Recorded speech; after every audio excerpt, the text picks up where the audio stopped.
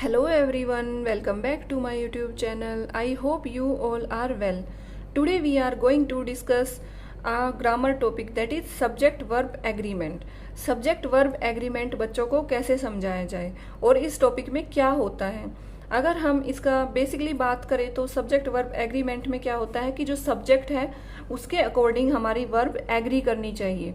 अगर हमारा subject singular है तो वर्ब सिंगुलर होनी चाहिए, अगर प्लूरल है तो वर्ब प्लूरल होनी चाहिए। जैसे कि हमें ये सेंटेंस गिवन है तो क्या आप इसमें बता सकते हैं कि कौन सा सेंटेंस करेक्ट है एंड कौन सा सेंटेंस रॉन्ग है। अगर आप नहीं बता सकते तो इस वीडियो को पूरा देखें एंड चैप्टर के एंड में भी मैं आपसे यही क्वेश्चन पूछूंगी और आप इसको इजीली बता पाएंगे। नाउ हम अपना टॉपिक स्टार्ट करते हैं। Subject should agree with its verb. Subject और वर्ब को आपस में एग्री होना चाहिए एक दूसरे के साथ, तो हमारा सब्जेक्ट वर्ब एग्रीमेंट टॉपिक यही बताता है हमें। सब्जेक्ट जो होता है हमारा नाउन होता है। अगर आपको नाउन के बारे में नहीं पता तो आप नाउन का वीडियो इस चैनल पे बनाया हुआ है, आप वो वीडियो देखें। सब्जेक्ट वर्ब एग्रीमेंट में क्या होता है, सब्जेक्ट को वर्ब के अकॉर्डिंग और वर्ब को सब्जेक्ट के अकॉर्डिंग एग्री करना चाहिए। मतलब अगर सब्जेक्ट हमारा सिंगुलर है तो वर्ब भी सिंगुलर होगी, सब्जेक्ट अगर हमारा प्लूरल है तो वर्ब भी प्लूरल होगी। सब्जेक्ट क्या होता है, सब्जेक्ट की जगह हम नाउन्स का यूज करते हैं। नाउन्स क्या होते हैं, नाउन्स बेसिकली पर्सन, प्लेस और एनिमल, इनको सबको हम नाउन बोलते हैं, इनके नेम्स को हम नाउन बोलते हैं। नाउन्स हमारे नेमिंग वर्ड्स होते हैं। अगर आप बच्चों को नाउन्स पढ़ाना चाहते हैं तो इसी चैनल पे हमने नाउन्स को एक ब्रॉड वे में डिस्कस किया है, तो आप वो वीडियो देख के बच्चों को पहले नाउन्स क्लियर कराएं, उसके बाद आप उनको सब्जेक्ट वर्ब एग्रीमेंट से इंट्रोड्यूस कराएं। सब्जेक्ट वर्ब एग्रीमेंट में क्या होगा, हमारे सिंगुलर सब्जेक्ट कौन कौन से होते हैं, जैसे ही, शी, इट, या फिर सिंगुलर सब्जेक्ट जैसे किसी का नाम हो गया रीना या फिर कविता, मतलब कुछ भी नाम हो गया किसी सब्जेक्ट का और वो सिंगल सब्जेक्ट है तो उसको हम सिंगुलर सब्जेक्ट बोलेंगे। देन इट, शी, ही, ये सब हमारे सिंगल सब्जेक्ट होते हैं, तो इनके साथ हम वर्ब कौन सी यूज करेंगे, सिंगुलर वर्ब का यूज करेंगे।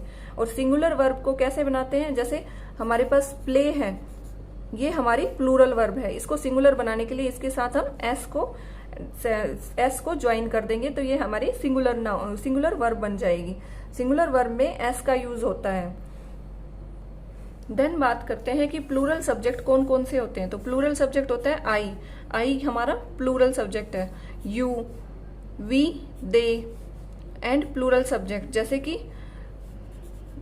रीटा एंड गीता, तो ये हमारे प्लूरल सब्जेक्ट है। हम दो पर्सन की बात कर रहे हैं। सिंगुलर होता है जब हम एक सिंगल पर्सन की बात करते हैं और प्लूरल होता है जब हम दो लोगों की बात करते हैं। तो प्लूरल नाउन के साथ हमारा प्लूरल वर्ब यूज होगा। ना प्लूरल सब्जेक्ट है तो प्लूरल वर्ब यूज होगा, सिंगुलर सब्जेक्ट है तो सिंगुलर वर्ब यूज होगा। प्लूरल वर्ब कैसे होते हैं, जैसे डू, ईट, डांस, फॉल। अगर हमें इनको सिंगुलर बनाना है तो हम इनके साथ में ओनली एस ऐड कर देंगे, ईट्स, डांसेस, फॉल्स। नाउ हमने बच्चों को बता दिया कि सिंगुलर वर्ब के साथ सिंगुलर सब्जेक्ट आएगा और प्लूरल सब्जेक्ट के साथ हम प्लूरल वर्ब का यूज करेंगे। अब हम उनको कुछ एक्सरसाइज क्वेश्चंस कराएंगे। इनमें क्या करना है, हमें टिक लगाना है for correct verb in the following. हमें ये कुछ वर्ब्स दी हुई हैं, इनमें से हमें करेक्ट को सिलेक्ट करना है। ए बर्ड, सिंग और सिंग्स। ए बर्ड, एक बर्ड, बर्ड हमारा सिंगुलर है तो हम सिंग्स का यूज करेंगे, सिंग का यूज नहीं करेंगे।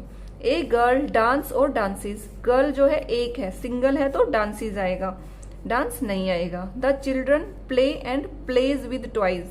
चिल्ड्रन कितने हैं, ज्यादा बच्चे हैं, एक चाइल्ड के लिए हम प्लेज का यूज करते हैं, लेकिन हमारे पास ज्यादा बच्चे हैं तो हम प्ले का यूज करेंगे। रिया ईट्स लंच आफ्टर स्कूल। रिया एक सिंगल पर्सन है तो यहाँ पे ईट्स का यूज होगा। Riya eats lunch after school. Meena and Reena goes to the park every day. Meena और रीना हमारे पास दो पर्सन है, सिंगल पर्सन नहीं है, तो प्लूरल सब्जेक्ट है। तो प्लूरल सब्जेक्ट के लिए हम प्लूरल वर्ब का यूज करेंगे, दैट इज गो। तो हम यहाँ पे गो का यूज करेंगे। Meena and Reena go to the park every day. तो इस टाइप से हम बच्चों को वर्ब एंड सब्जेक्ट एग्रीमेंट के बारे में समझाएंगे।